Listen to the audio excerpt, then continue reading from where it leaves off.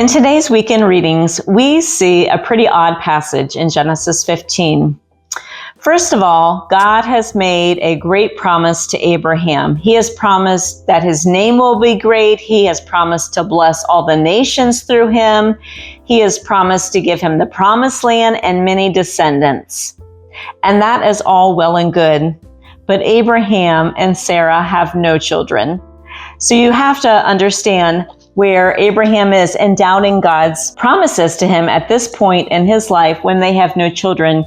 And just like us, it's okay to ask God, how are you going to do this? And that's what Abraham was doing. He was asking God, how will you do this?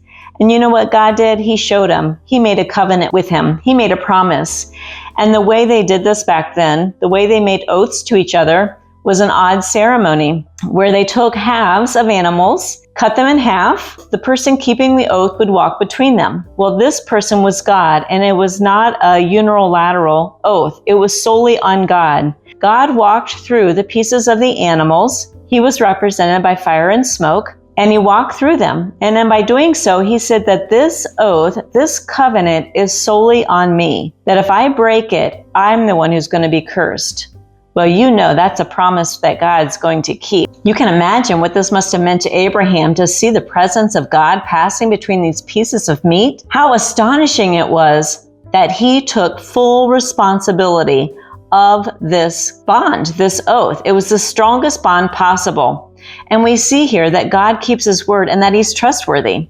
And Abraham believed him, though he didn't fully understand how it was going to all work out. And I think that's probably what speaks the most to me in this passage today. How many times have we been in circumstances in our lives where we're not sure how God's going to work it out, where we can't see how it's all going to end? And in those circumstances, we, like Abraham, have to trust God.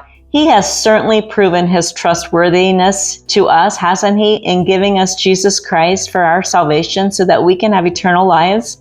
If he has held nothing back from us so we can have our salvation, certainly don't you find him trustworthy? I think that's the challenge to us today. God counted Abraham righteous because of his faith. So let us put our hope and faith in the only one who is trustworthy, and that is Jesus Christ.